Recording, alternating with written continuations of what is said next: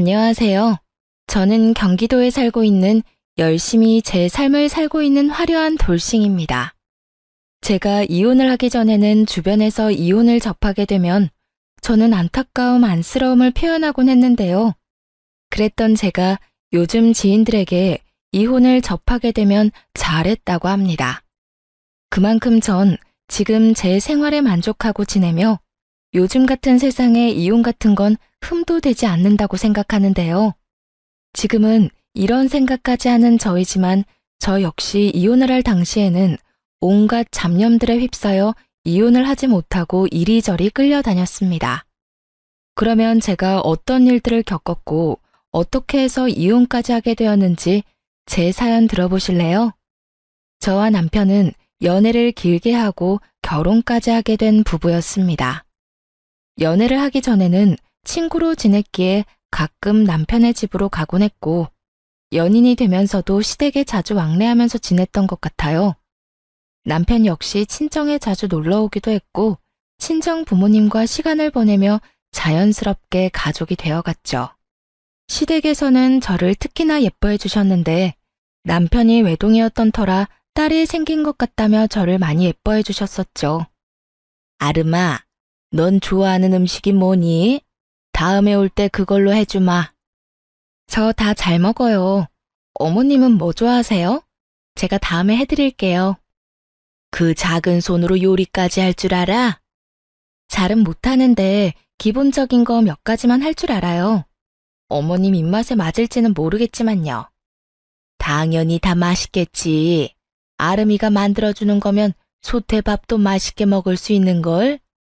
그런데 그런 일은 나중에 네 가정 생기면 네 자식한테나 해주고 지금은 내가 해주는 음식 먹어주려무나. 난 아름이니가 맛있게 먹는 모습 보는 게 너무 좋단다. 허구한 날 허겁지겁 전쟁 치르듯 먹는 남자들만 보다가 너처럼 오물오물 토끼처럼 먹는 거 보고 있으면 이 엄마가 너무 행복해.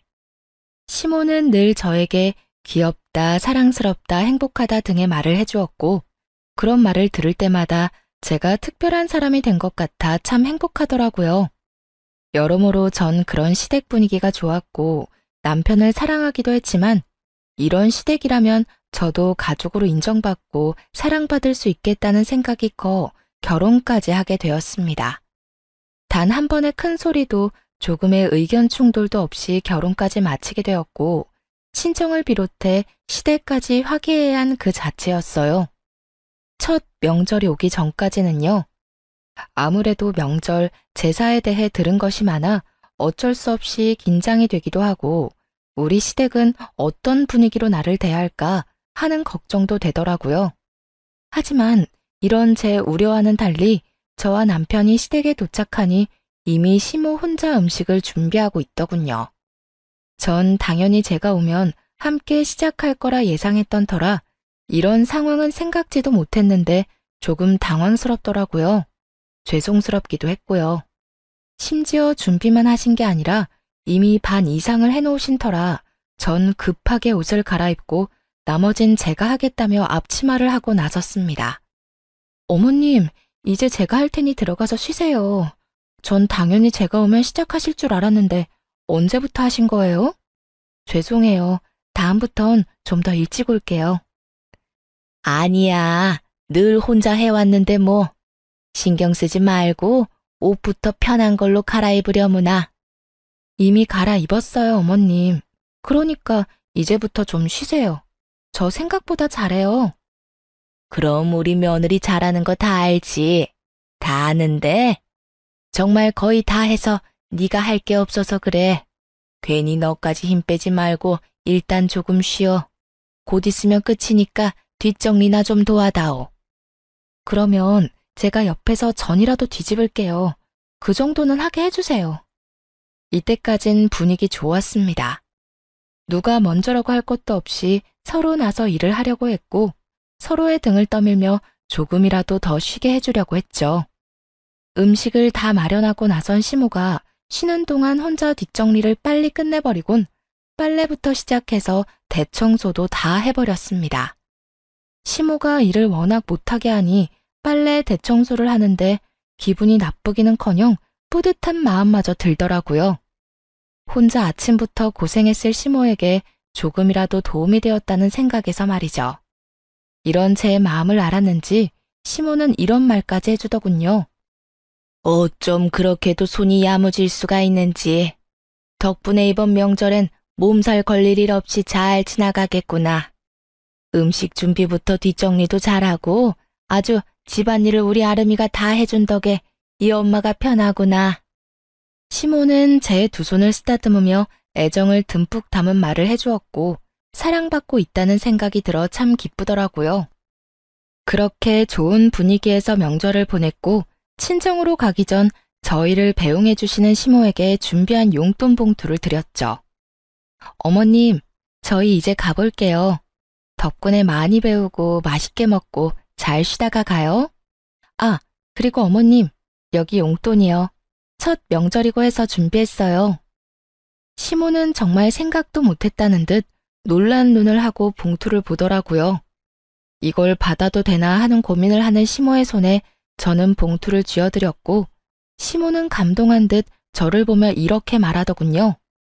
어머나, 이런 거 필요 없는데. 이래서 다들 딸 타령을 하는가 보구나.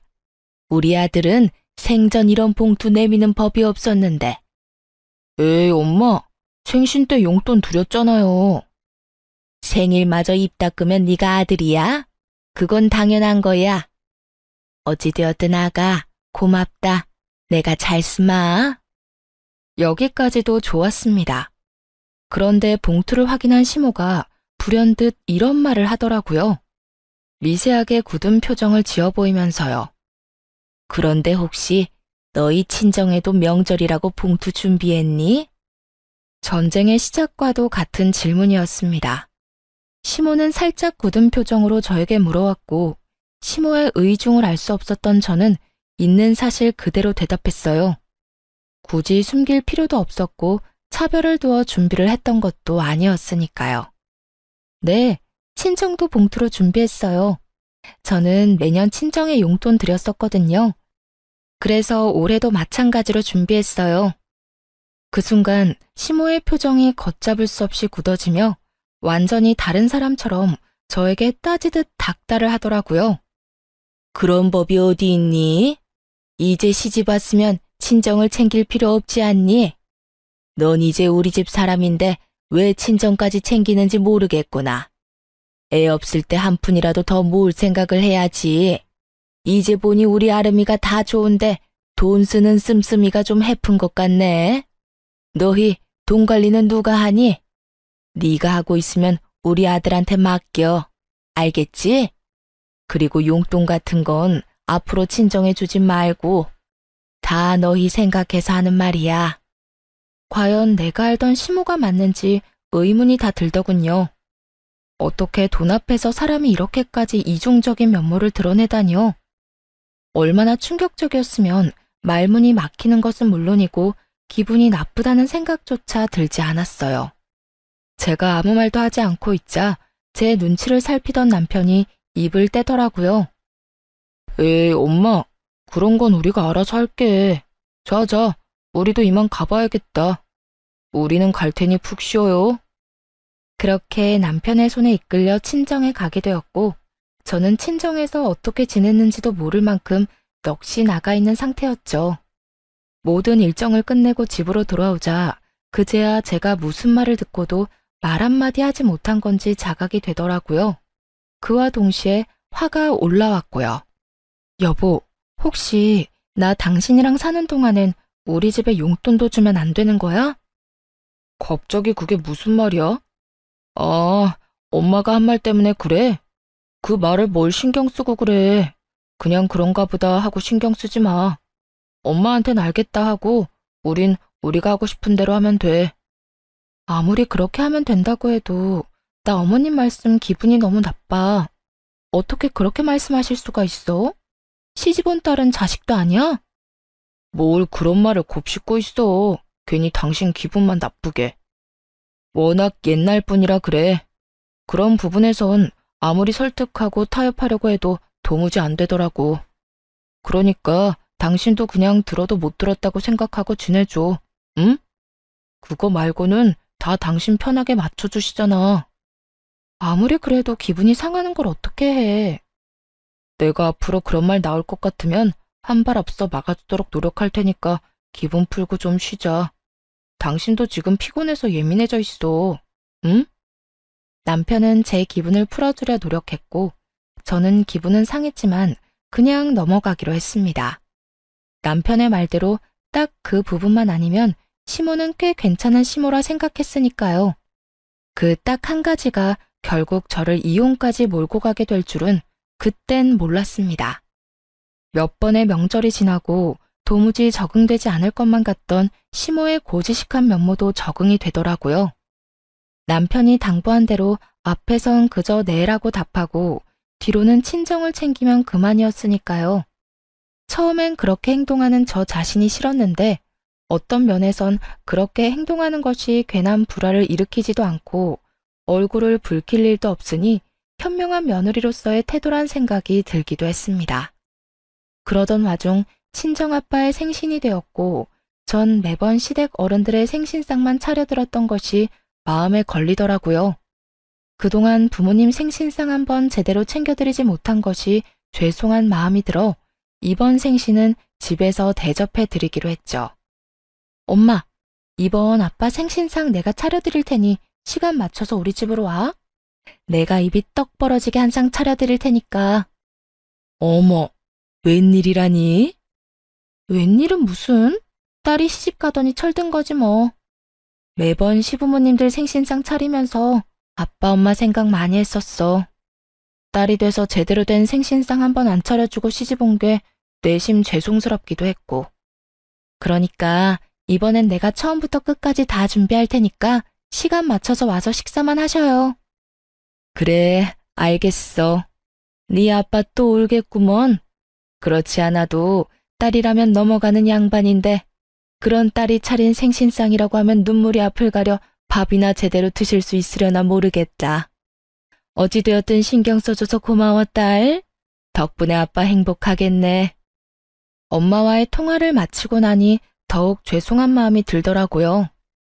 이렇게 기뻐해 주실 줄 알았다면 진작 모셨을 텐데 하는 마음에서요. 전 더욱 생신 준비에 박차를 가했고 전날 장보기를 마치고 당일 아침부터 일어나 생신상을 준비했어요. 아침 일찍 일어나 남편 출근시키고 생신상 준비를 하는데 시모에게 전화가 오더라고요.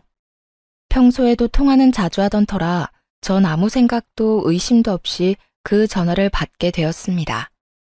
아름아, 우리 아들이 그러는데 오늘 사돈어른 생신 너희 집에서 한다며? 그 순간 정말 할 수만 있다면 남편 입을 찢어버리고 싶은 심정이었어요. 평소 시모가 어떤 사상을 가지고 있는 줄 알면서 그런 말을 전하는 것이 제정신 박힌 사람이 할 수 있는 일인가 싶더군요. 네, 밖에서 외식하는 것도 부담스럽고 해서 집에서 모시려고요. 좋은 변명이었다고 생각한 저와는 달리 시모는 제 생각보다 더 대단한 사람이더군요. 제 말에 이런 말을 했으니까요. 외식을 할 필요가 뭐가 있어. 그냥 친정에 가서 있는 반찬에 밥이나 한 끼 먹으면 되는 거지.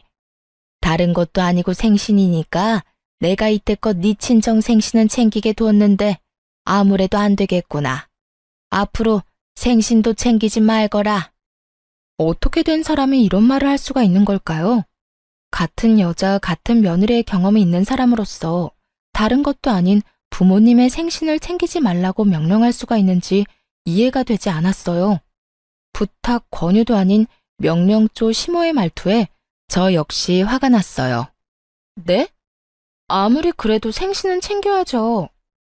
생신 챙긴다면서 괜한 낭비하니까 그렇지. 오늘도 봐라.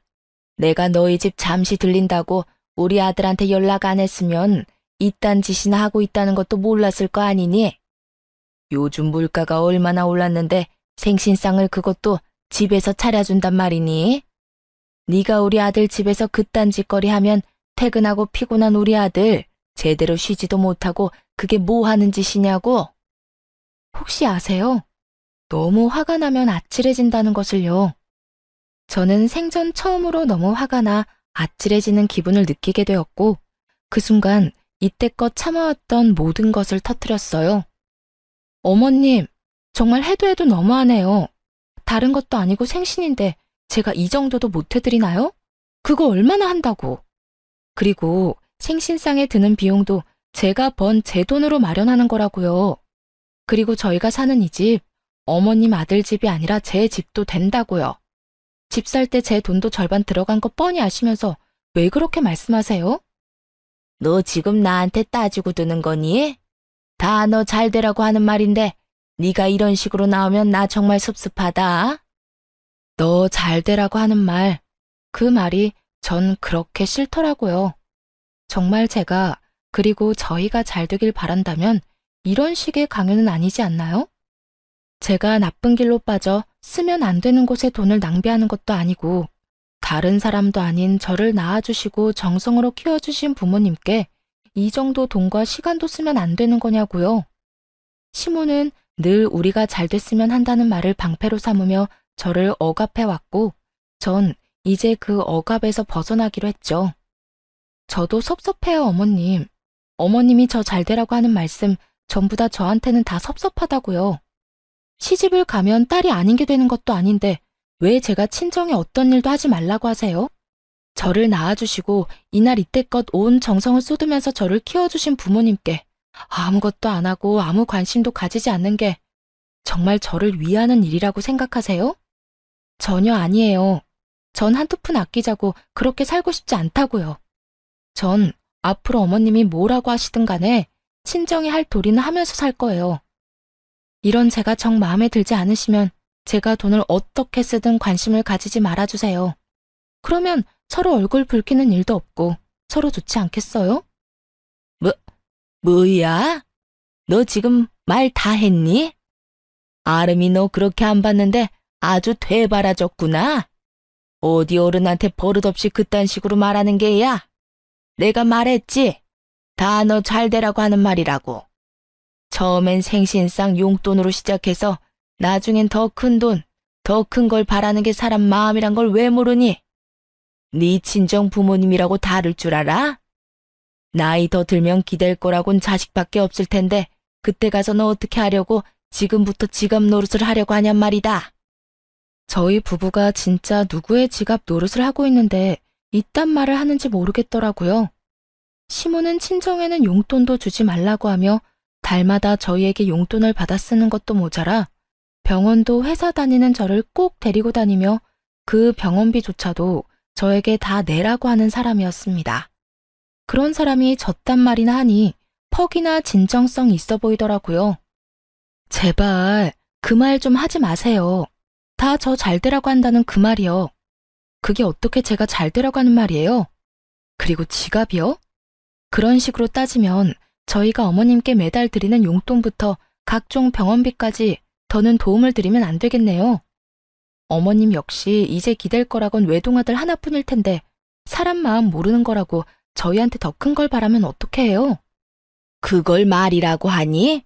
진정하고 시댁이 갔니? 내가 누누이 말하지 않았니? 시집 오면 넌 친정 사람이 아니라 우리 이 시집안 사람이라고. 넌 이제 우리 가족인데 가족인 날 돕는 건 당연하지. 저한테는 그 모든 게 당연하지 않으니까 그렇게 살고 싶으신 어머님이나 친정 다 무시하면서 잘 사시고요. 저한테 더는 강요하지 마세요. 저 이만 끊을게요. 더 이야기 나누다간 정말 어머님하고 사이 틀어질까봐 겁나네요. 그러면 들어가세요. 저는 전화를 끊어버렸고 시모에게서 전화가 계속해서 왔지만 연락을 받지 않았죠. 정말 생각하면 할수록 화가 나더라고요. 시부의 생신날엔 시모와 함께 여행을 보내드렸고 시모의 생신날엔 명품 가방을 선물했었습니다. 물론 선물과는 상관없이 생신상까지 차려드렸었고요. 그땐 이런 며느리가 또 없다고 덕분에 이런 호강을 다 누려본다고 했던 사람이 어떻게 그깟 생신상 한번 마음 편하게 차리지도 못하게 하는 것인지 너무 화가 나더라고요. 이런 부모도 부모라고 그 큰 돈을 들여가며 신경을 쓰고 대접했던 저 자신에게도 너무 화가 나기도 했습니다. 하지만 언제까지나 씩씩거리며 화를 내고 있을 순 없는 노릇이었어요. 처음으로 차려드리는 친정아빠의 생신을 이딴 식으로 망치고 싶진 않았거든요. 그래서 전 마음을 가다듬고 기뻐하실 부모님의 얼굴을 떠올리며 생신상을 준비했고, 밑재료 준비를 끝내고 한숨 돌릴 때쯤 거칠게 문을 두드리는 소리가 들려오더군요. 야! 야! 문 열어! 이 문 당장 열어! 설마 했던 우려가 현실이 되는 순간이었어요. 화가 머리끝까지 난 시모는 집으로 들이닥쳤고, 제가 문을 열어주자마자 저를 밀치고 집으로 들어오더니 화를 내며 기껏 준비한 재료들을 다 엎어버리기 시작하더군요. 이게 무슨 짓이에요? 그만두세요. 그만하시라고요. 이거 놔라 이년아. 네가 그만하라고 하면 내가 그만할 줄 알아? 어디 건방지게 뭐? 강요하지 마. 신경을 꺼. 내가 너한테 어떻게 했는데 네가 감히 나한테 그런 식으로 명령을 해. 이 고약한 년. 내가 너 버릇을 단단히 고쳐줄 거다. 생신상? 웃기지 마. 내가 절대 아무것도 못하게 해줄 테니까. 아무리 말려도 눈이 돌아버린 시모를 말리는 건 불가능했어요. 이미 재료들은 손 쓸 수 없이 망가진 상태였고, 제가 말리면 말릴수록 시모는 더 격하게 난동을 부리더군요. 시모는 아예 집에서 어떤 음식도 만들게 하고 싶지 않았는지 아예 냉장고 문까지 열어 모든 음식들을 다 꺼내 바닥에 쏟아부어 버리더군요. 전 그저 그런 시모를 지켜보며 분이 풀릴 때까지 지켜보기로 했죠. 그러면서도 남편에게 연락해 당장 집으로 오라는 말을 전했고, 시모의 난동을 부리는 모습을 동영상으로 남기기도 했습니다. 네 년이 감히 날 우습게 봐? 이게 오냐오냐 해줬더니 어른 무서운 줄 모르고 날뛰는 꼴이라니. 내가 이렇게까지 하는데도 네가 생신상 차려낼 수 있을지 두고 보자. 시모는 끊임없이 저를 향한 분노를 뱉어내며 난동을 부려댔고, 그 사이 집에서 가까운 회사에 다니던 남편이 집으로 불이 나게 뛰어들어오더군요. 모든 광경을 목격하게 된 남편은 많이 놀랐는지 멈칫거리며 입을 벌리더라고요. 그것도 잠시 반찬통을 들고 바닥으로 집어던지려는 시모를 가까스로 저지한 남편은 시모에게 소리를 지르며 화를 냈어요. 엄마, 이게 다 뭐야? 도대체 이게 무슨 짓이야? 이 사람이 무슨 잘못을 얼마나 했다고 이딴 짓까지 하냐고. 이거 놔라. 저 물건이 나한테 한 말 들으면 너도 내가 왜 이렇게까지 했는지 다 이해할 것이다. 저 사람이 어떤 말을 어떻게 했든 이건 아니지. 엄마가 뭐 때문에 화가 났는지 대충 알겠는데 그 어떤 이유로 얼만큼 화가 났던 간에 이건 아니야. 자신을 이해하기는커녕 저를 두둔하고 나서는 남편을 보며 시모는 더 큰 분노를 느끼는 듯했고, 그 분노의 화살은 다시 저에게로 향하더군요. 너 도대체 내 아들한테 뭐라고 했길래 내 아들이 나한테 이렇게 화를 내? 그리고 이를 데가 없어서 회사에서 열심히 일하는 사람한테 전화질을 한 게야? 너 이렇게까지 생각 없는 물건이었어? 그 순간 어떤 생각이 들었는지 아세요? 다 포기하고 싶다, 다 버리고 싶다였어요. 난장판이 되어버린 집만큼 제 마음 역시 난장판이 되어버린 상태였고, 무엇보다 이 모든 광경을 부모님께 보이면 절대로 안 된다는 생각도 들었습니다. 다른 날도 아닌 생신날 이런 광경을 보게 된다면 그런 불효도 또 없을 테니까요. 화를 낼 가치도 없는 사람에게 화를 내고 싶지도 않았어요. 우선 전 봉지를 찾아들고 시모가 다 엎어버린 재료들을 챙겨놓고 시모의 손에 꽉 쥐어주며 이렇게 말했어요. 이거 덕분에 저는 못 쓰게 됐으니까 가져가서 저녁해 드세요. 어머니 말대로 요즘 물가가 장난이 아닌데 그냥 버릴 순 없으니까요. 어머님이 다 망쳤으니 어머님이 책임지시고 해결하시라고요. 그리고 뒷정리도 다 하고 가세요. 어머님 말대로 힘들게 일하고 온 어머님 귀한 아들이 이걸 다 치울 순 없는 노릇 아니겠어요? 그러니까 이 난리를 부린 어머님이 직접 다 치우고 가세요. 제 말에 시모는 몸까지 부들부들 떨며 손을 치켜들더군요. 전 그 손을 낚아채 뿌리쳐버렸고요. 2년이 감히? 자꾸 2년 전년 하지 마세요. 전 어머님한테 그딴 욕 들을 만큼 잘못한 거 없어요. 그리고 제 몸에 손도 대지 마시고요. 저희 부모님이 맞고 다니라고 시집 보낸 거 아니고요. 행복하게 지내라고 시집 보낸 겁니다. 그러니까 앞으로 저한테 함부로 대하지 말아주세요.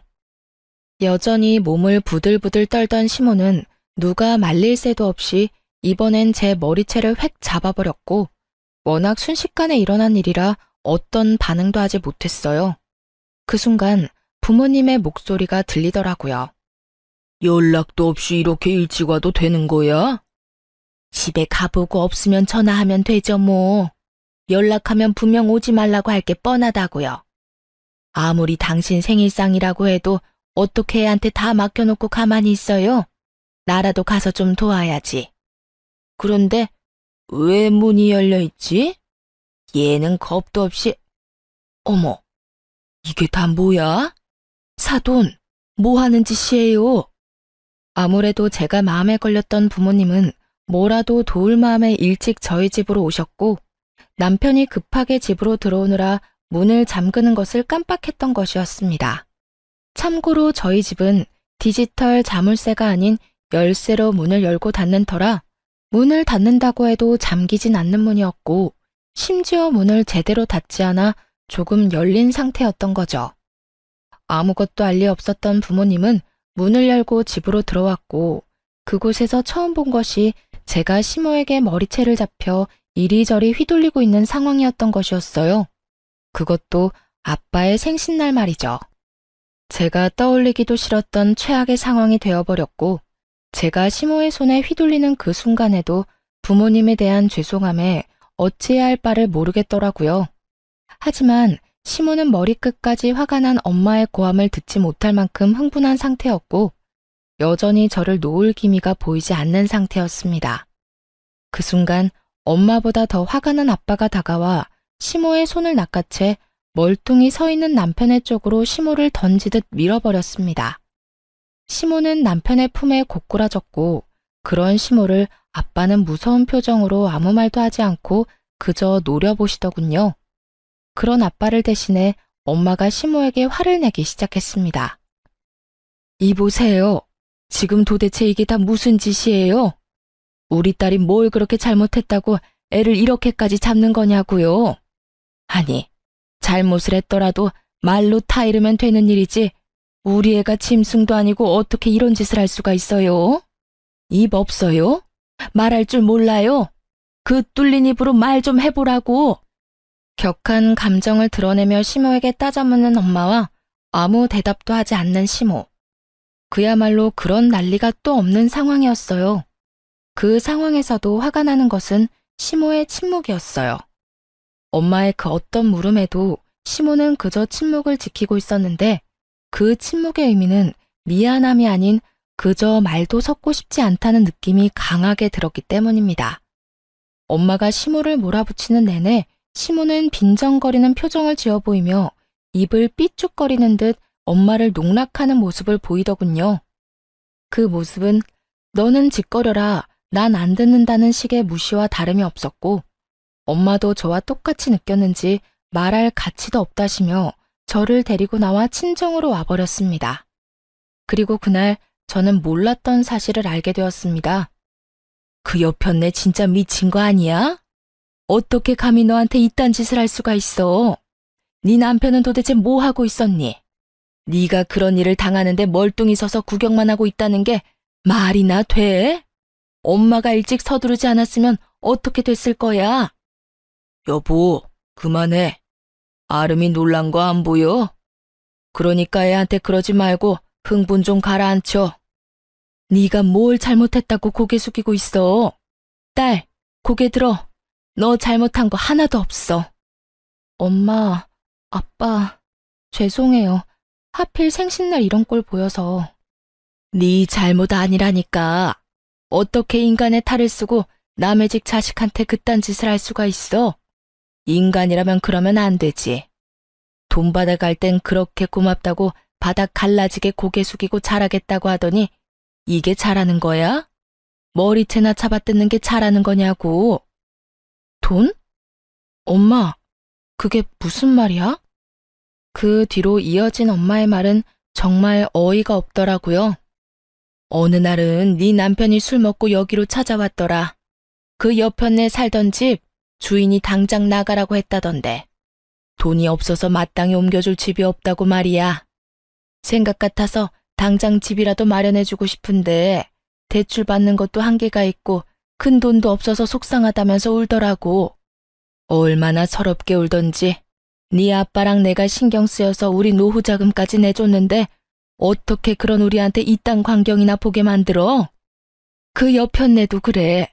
우리한테 받은 돈으로 집까지 마련했으면서 어떻게 우리 딸인 너한테 그딴 짓을 해? 아니, 돈을 다 떠나서 자기 자식 귀하면 남의 자식 귀한 줄도 알아야지. 어떻게 남의 귀한 자식을 그런 식으로 대할 수가 있냐고. 내가 진짜 아까 그 장면이 머릿속에서 떠나지 않아. 속상해 미치겠어. 이렇게까지 감정 표현을 하는 분이 아닌데 많이 속상하시던 엄마는 제 앞에서 화를 내시며 우시더라고요. 평소라면 다 괜찮다고 그런 일도 있다며 제 등을 쓸어내려 주셨을 엄마가 우시는데 제 마음도 무너져 내리더군요. 그렇게 한참 울은 저는 겨우 마음을 진정시키고 생각을 정리했어요. 정리하면 할수록 이해가 되지 않더라고요.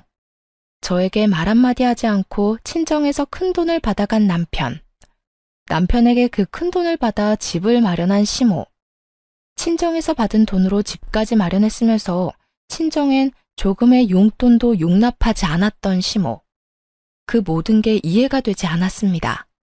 더욱 괘씸한 건 남편이었어요. 시모의 집을 마련하던 시기에 제가 이것저것 물었던 적이 있는데 그때마다 남편은 저에게 거짓말을 해대며 어물쩍 그 상황을 넘어가곤 했으니까요. 그땐 친정에서 도움을 받았을 거란 생각도 못한 상황이라 속여봤자 대출금 정도라 생각했었어요. 그래서 효도하고 싶다는데 제가 뭐라고 나서나 하는 생각에 더는 아무 말도 하지 않았던 것이고요. 하지만 그 모든 행동이 저를 속이기 위한 행동이었다고 생각하니 너무나도 괘씸하더군요. 그렇게 남편에 대한 실망감과 시모에 대한 넘치는 분노 때문에 어찌해야 할 바를 모르고 있었어요. 그러는 와중에도 남편은 와서 빌기는커녕 연락 한 통이 없더라고요. 분노와 체념이 오가는 며칠이 흐른 후 남편에게 연락이 왔고 전 친정 근처 카페에서 남편을 만나게 되었습니다. 어쩌면 싹싹 빌며 사과를 해올 수도 있을 거라 생각했는데 남편은 다리를 꼬고 앉아 저에게 이혼을 통보하더라고요. 뭐, 그 역시도 제 예상 안에 있기도 했지만요.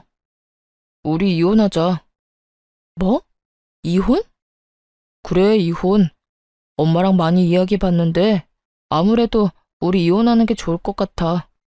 당신이랑 엄마 사이에서 나도 힘들고 당신도 앞으로 우리 엄마 보기 싫을 거고 그러면 난 더 힘들어질 거고 우리 앞날이 뻔하잖아. 지금 이혼을 입 밖으로 내뱉고 싶은 사람이 누군데 감히 누가 먼저 이혼을 입 밖에 내나 싶더라고요. 그러면서도 그 검은 속내가 뻔히 보이기도 했고요. 이혼? 당연히 해야지. 그런데 당신 우리 집에서 돈 많이 받아갔더라. 그 돈으로 어머님 집 사는데 보태드렸고 이혼은 하는데 돈은 다 토해내야 하지 않겠어? 제 말에 남편은 그게 무슨 헛소리냐고 웃더라고요. 그러면서 하는 말은 정말 가관이었습니다. 내가 왜 그 돈을 줘야 해? 난 빌린 적도 없는데?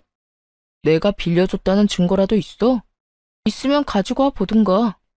이런 걸 보고 딱 잡아뗀다고들 하시죠? 네, 남편도 그런 적 없다며 딱 잡아떼기 시작하더라고요. 여유롭게 커피까지 홀짝홀짝 마셔대며 증거가 있다면 가지고 오라는데 그 모습이 참 하찮더라고요. 얼마나 보고 배운 것이 없으면 저렇게까지 뻔뻔할까 싶기도 하고 얼마나 생각하는 바가 밑바닥이면 저딴 행동밖에 하지 못할까 싶기도 해서요.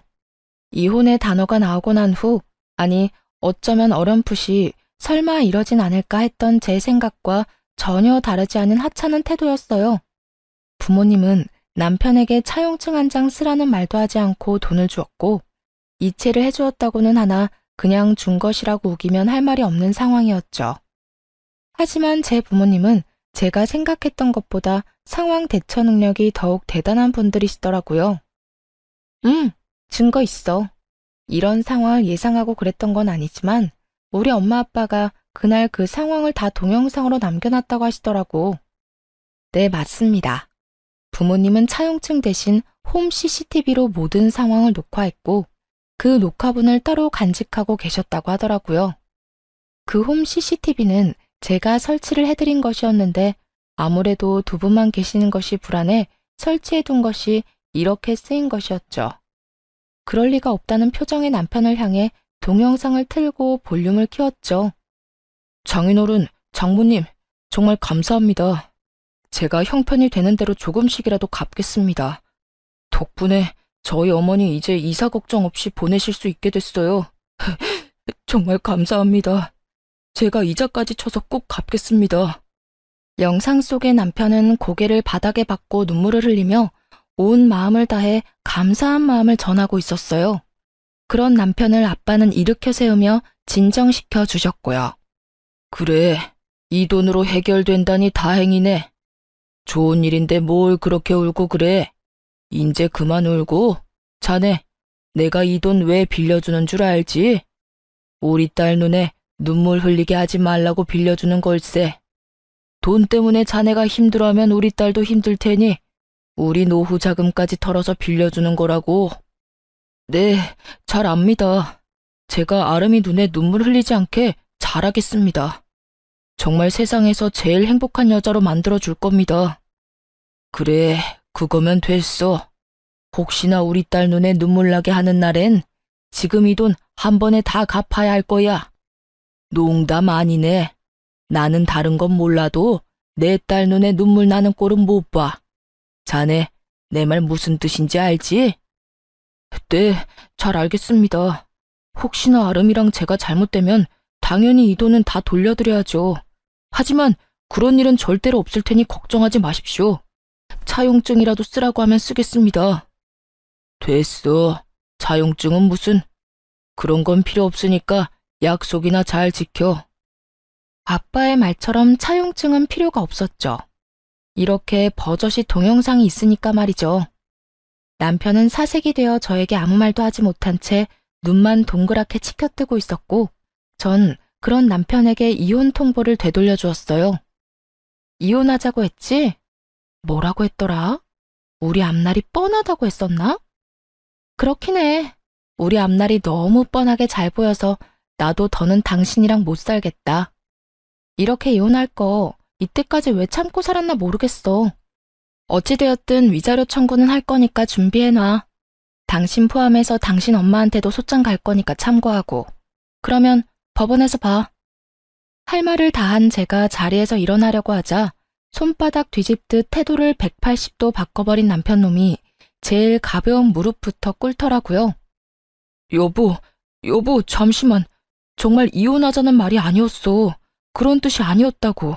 내 말 좀 들어봐. 들을 말이 뭐가 있어.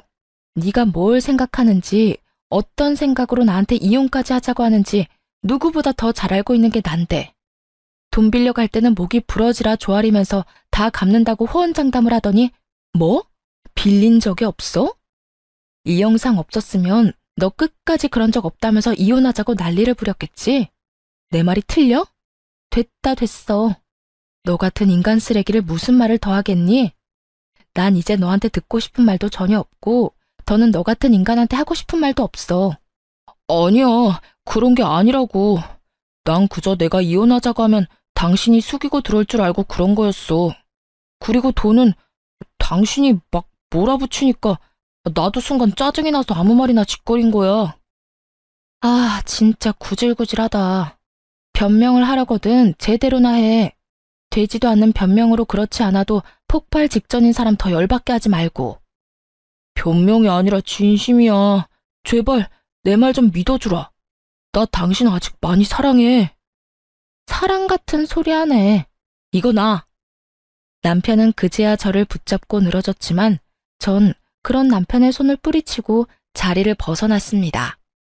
그 후 예정대로 남편과 시모에게 소장을 날렸고 그 결과 위자료도 받고 이혼까지 마무리하게 되었습니다. 부모님 역시 전 남편에게 빌려주었던 돈을 다 돌려받게 되었고요. 친정 부모님께 줄 돈과 저에게 줄 위자료 때문에 전 시모는 집을 다시 팔고 작은 월세집으로 이사하게 되었고, 전 남편 역시 저에게 최고액의 위자료를 주게 된 탓에 빚쟁이가 되어 전 시모의 집으로 들어가게 되었죠. 그렇게 모든 게 끝났다고 생각했는데 전 시모에게 전화가 오더라고요. 아름아, 잘 지냈니?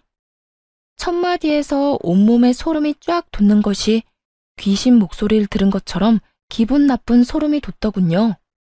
전 아무 대답도 하지 않았고 그런 상황을 예상했다는 듯 시모는 아랑곳하지 않고 자기 말을 이어나가더군요. 잘 지내지? 잘 지내겠지. 우리 아름이는 야무지고 똑똑하니까. 다름이 아니라 내가 그동안 생각 많이 해봤는데 내가 여러모로 너한테 몹쓸 짓을 많이 했더구나.